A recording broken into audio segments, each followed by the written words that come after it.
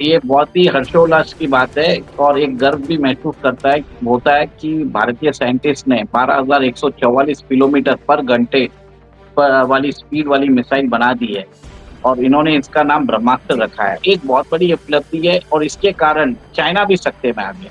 China भी नहीं सोच पा रहा है कि ये अचानक हुआ कैसे? कि ये टेक्नोलॉजी अभी तक सिर्फ अमेरिका, रशिया और चाइना के पास थी और भारत ने भी ये टेक्नोलॉजी हासिल कर ली है। जिस हिसाब से आप टैरिफ की बात करते रहते हो, भारत को धमकाते रहते हो, तो ये सब हुँ। एक तरह से ठीक है, आप कर रहे हो, हम आपकी बात सुन रहे हैं, हम जवाब नहीं दे रहे, इसका मतलब नहीं है कि भारत वीक है।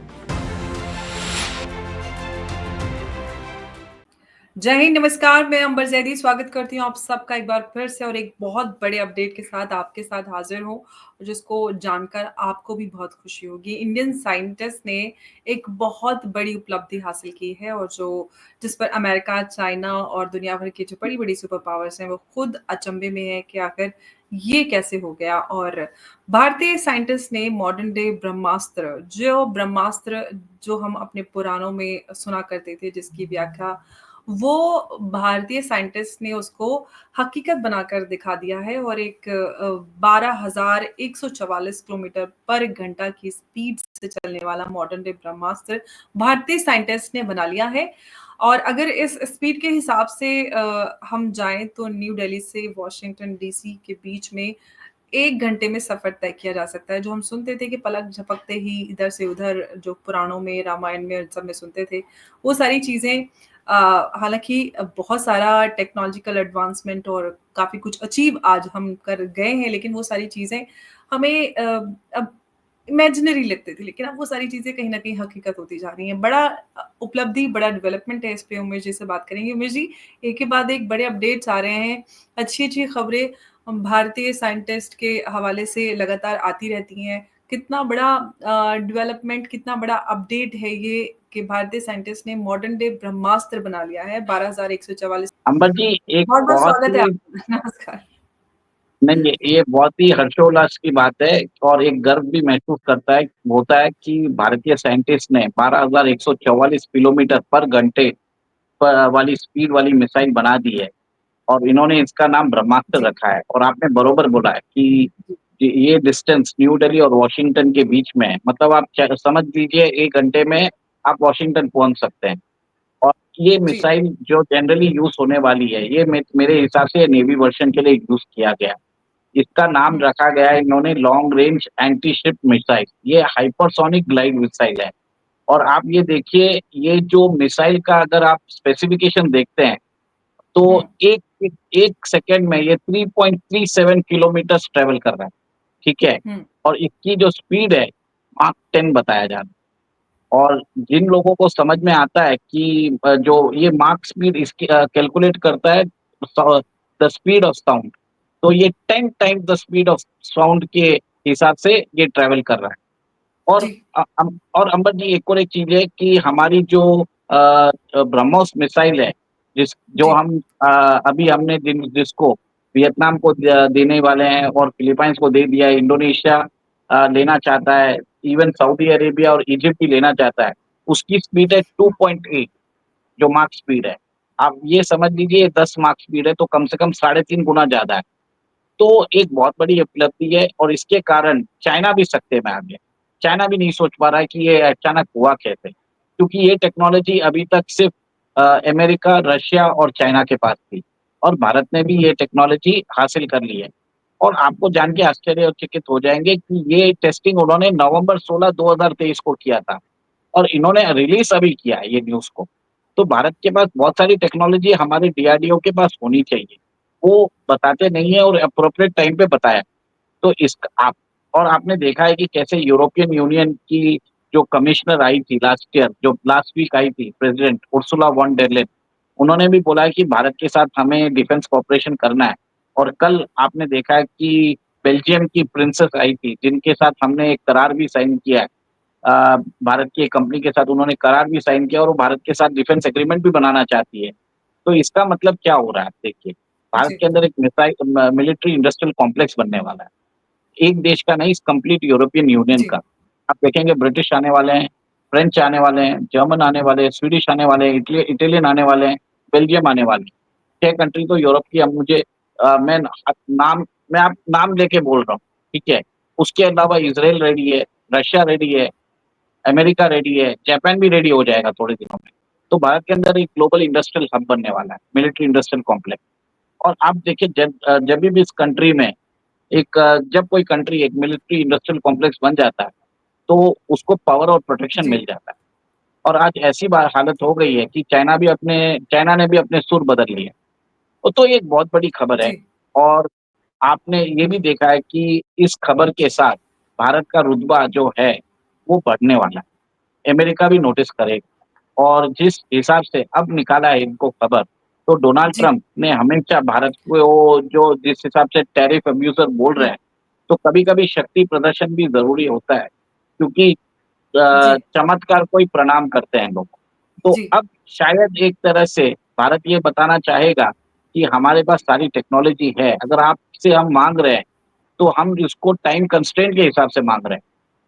अगर आप हमको जी इंजन नहीं देंगे, तो हुँ, कहीं न कहीं हम इसका जुगाड़ कर भी लेंगे। ऐसा नहीं है, ठीक है, क्रायोजेनिक इंजन 1992 में रशिया ने नहीं दिया था, हमारा प्रोग्राम 10 साल तक वो पीछे चले गया था। हुँ, बट आज हम क्रायोजेनिक इंजन बना चुके हैं और कावेरी इंजन भी हम जल्दी बना लेंगे।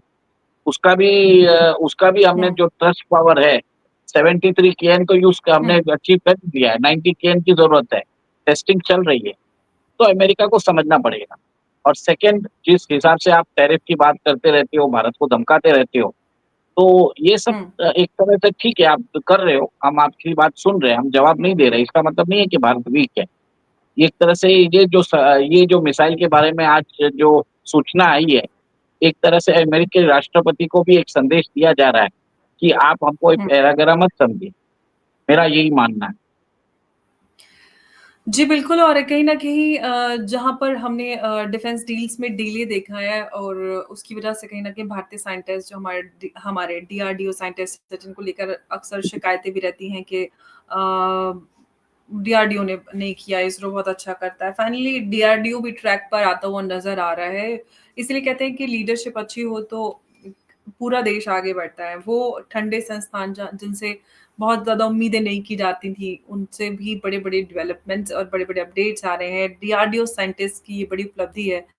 मॉडर्न डे ब्रह्मास्त्र बना डाला है, बहुत बड़ी बात है और दुनिया की बड़ी-बड़ी शक्तियाँ इसको देख रही हैं। डीआरडीओ काफ़ी एक्टिव हो रहा है, हालाँकि नवंबर 2023 में ये एक्सपेरिमेंट हो चुका था, लेकिन अब ये बड़ी खबर आ रही है। क्या और बड़े डेवलपमेंट्स की उम्मीद कर सकते हैं हम डीआरडीओ से?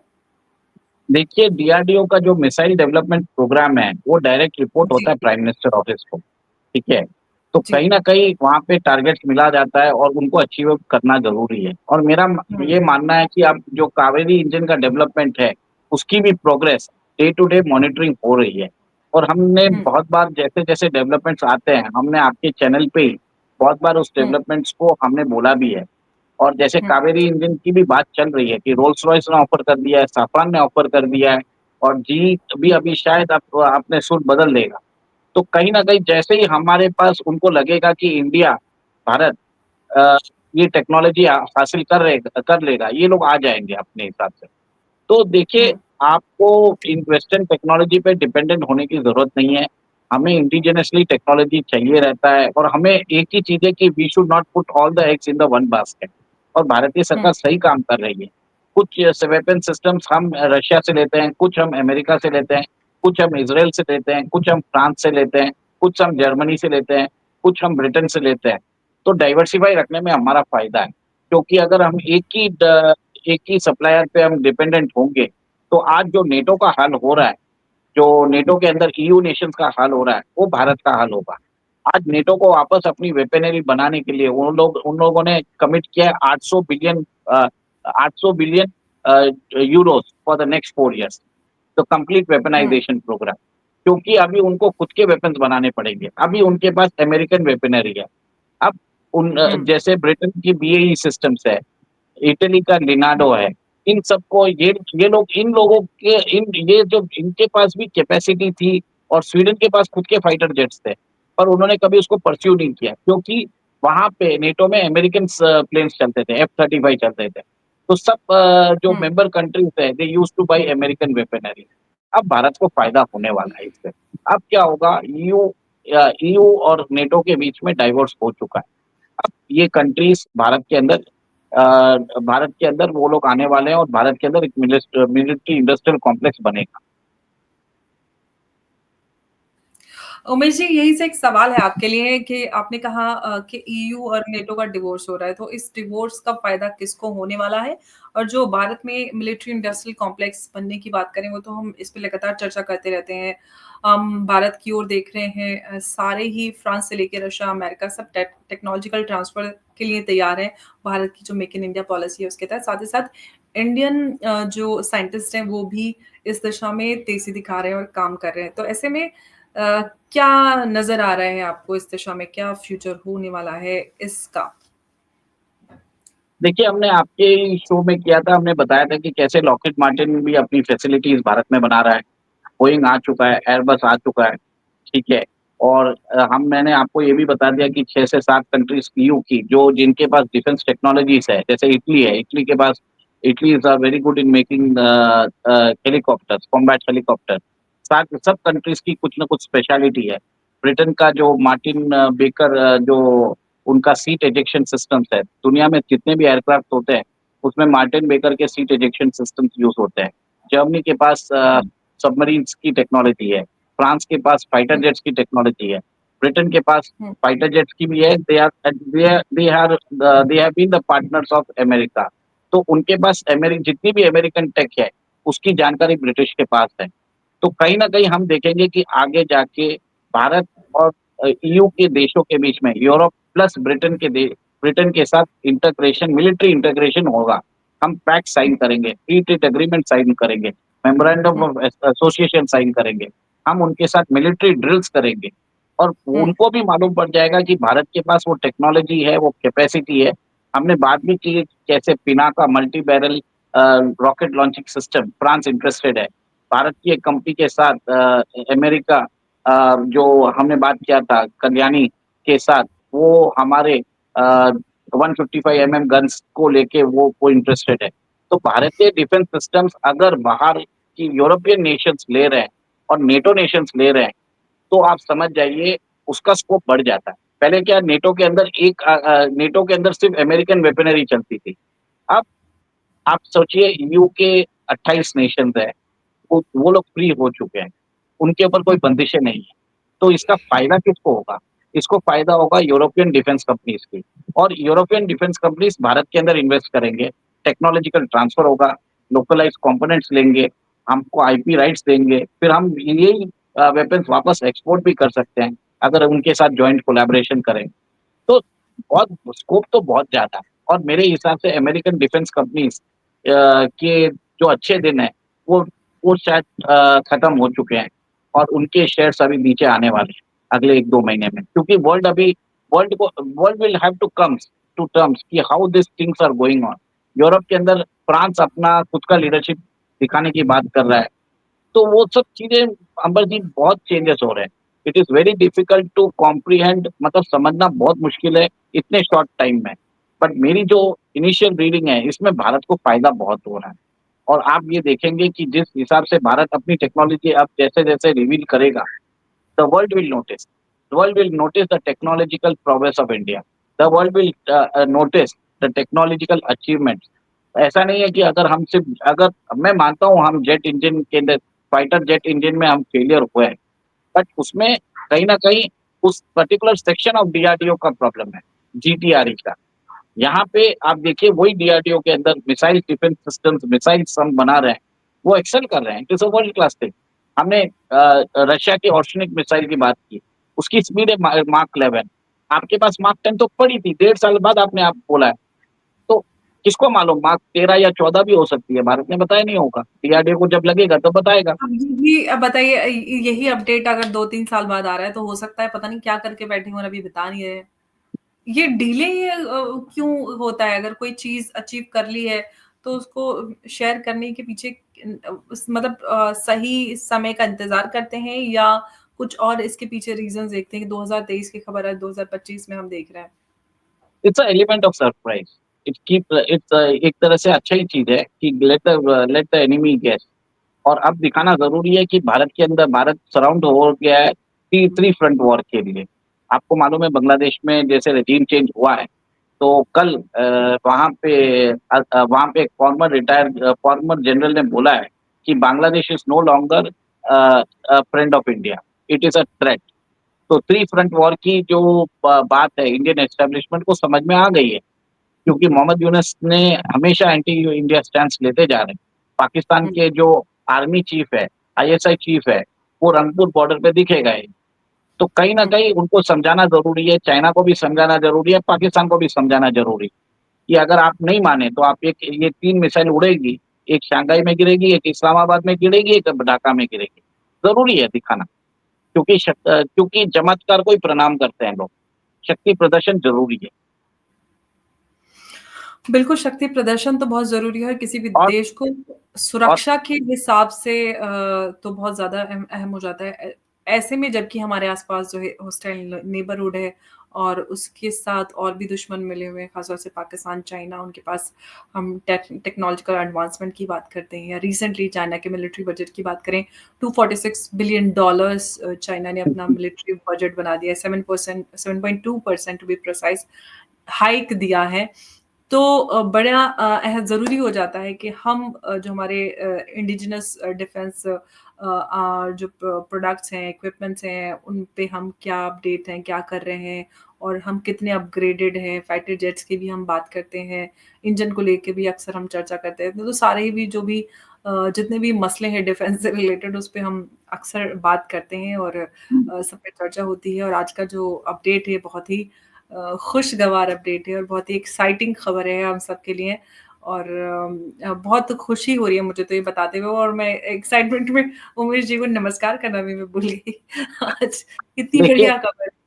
देखिए अंबर जी एक और एक चीज़ है, ऑर्शनिक जब रशिया ने छोड़ा था, तब उन्होंने बता दिया था कि अगर ये मिसाइल बर्लिन जाएगी तो 15 मिनट में जाएगी, लंदन जाएगी तो 12 मिनट में जाएगी, पेरिस जाएगी तो 18 मिनट में जाएगी। तो एक तरह से उन्होंने एक तरह से एक चेतावनी दे दी थी। तो भारत हुँ। की ये मिसाइल शायद मेरे ख्याल से शंघाई, इस्लामाबाद और ढाका में बैठे हमारे जो दुश्मन है, वो समझ जाए तो बढ़िया रहेगा।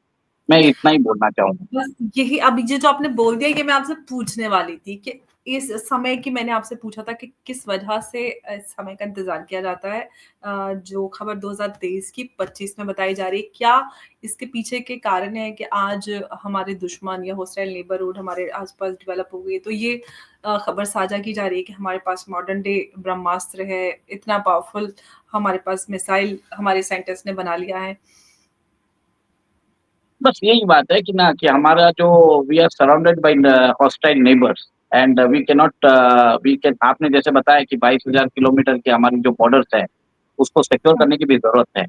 और ये जो मिसाइल है इट इज़ विल बी ये जो मिसाइल है ये शिप वेरिएंट है। तो मतलब आप समझ जाइए अगर आपने अटैक भी कर दिया तो कहीं अंडरग्राउंड सी में रहेगी और ये चाह के भी अगर चाहे तो कोई कंट्री इसको रोक नहीं सकता क्योंकि it's an hypersonic glide hmm. Missile और ये चाहे तो बीजिंग पे भी छोड़ सकते हैं, इस्लामाबाद पे भी छोड़ सकते हैं, ढाका तो काम से गया। उसके लिए इतनी बड़ी मिसाइल की भी ज़रूरत नहीं है। पाव-पाव भर वाले पाकिस्तान के बम काफ़ी हैं। बस वही बोल रहा हूँ, कोई ज़रूरत ही नहीं है इन सब पाकिस्तान या ईस्ट पाकिस्तान और इन दोनों का नाजायज़ बाप चाइना, इन तीनों के लिए वो बहुत एक करारा जवाब है। जी, बिल्कुल और ऐसे में बड़ा ज़रूरी था ये करारा जवाब देना जबकि जितने भी ये सारे दुश्मन थे कहते थे कि आपके पास तो जेट्स नहीं है, आपके पास तो जेट्स नहीं है। फाइटर जेट्स की बात कर रहे हैं क्योंकि चाइना अब पता नहीं सच में चाइना के पास फाइटर जेट्स हैं कि नहीं है क्योंकि चाइना की तो आज तक किसी से जंग नहीं हुई है। वो जेट्स देख किसी ने देखे नहीं है, वो सच्ची में है, नहीं है, मिलिट्री बजट भी जो अनाउंस करते हैं वो उसके लिए भी पैसे हैं कि नहीं है, वो अलग बात देखिए है लेकिन चाइना एक नैरेटिव बिल्डिंग ज़रूर कर देता है कि जी ऐसा कर रहे हैं, ये है हमारे पास ये टेक्नोलॉजी है, हम ऐसे अमेरिका को जवाब दे देंगे, हम ये कर देंगे, ट्रम्प का मुँह तोड़ देंगे। तो देखिए नैरेटिव देखिए बिल्डिंग ज़्यादा देखिए अंबर जी, चाइना बिलीव्स इन नंबर्स। उसको मालूम है अगर उसके एयरक्राफ्ट में नंबर्स में ज़्यादा रहेंगे they can whelm the enemy. ये चाहे सेम वो टैक्टिक उड़ते ही टेक ऑफ करते ही नीचे हाँ, फुस बस हो जाए। वैसे ही है। आप देख लीजिए जर्मन्स ने भी यही टैक्टिक यूज़ की थी in the second world war. तो चाइना का जो गेम प्लान है, इट्स सिमिलर टू द नाज़ीज़। आप समझ जाइए कि China is the modern day Nazi. Nazi Germany, ठीक है? जो इम्पीरियलिस्टिक प्लान थे जर्मनी के, सिमिलर प्लान्स चाइना के। बस इतना ही आप समझ जाइए। उन इसके लिए उन्होंने इंडस्ट्री के लिए कॉन्संट्रेट किया, उन्होंने अपना डिफेंस प्रोडक्शन बढ़ाया, चोरी करके मिसाइल टेक्नोलॉजी उन्होंने सारी टेक्नोलॉजी यूएस से चुराई है। और अभी आज एब्सोल्युटली, आज आज काश पटेल ने 3 अमेरिकन्स को पकड़ा है जो चाइना को सेंसिटिव टेक्नोलॉजी बेच रहे थे। तो एब्सोल्युटली। मालूम ही पड़ गया कि चाइना तो चोर ही है, ठीक है? और उसके साथ उसका नाज़ायज़ वो पाकिस्तान और अभी ये पहले ईस्ट पाकिस्तान। बचपन में बोलते थे फ्रेंड्स को बोल के he is a cheater cheater classroom में, वही चाइना का हो गया, China is a cheater. China China is a vampire और Pakistan is a cheater, Bangladesh is a loser. बस मैं इतना ही बोलूँगा। जी, बहुत धन्यवाद उमेश जी हमारे साथ आज की इस चर्चा में जुड़ने के लिए। जय हिंद, नमस्कार, जय जय भारत। सिया राम, जय सिया राम। जय सिया राम।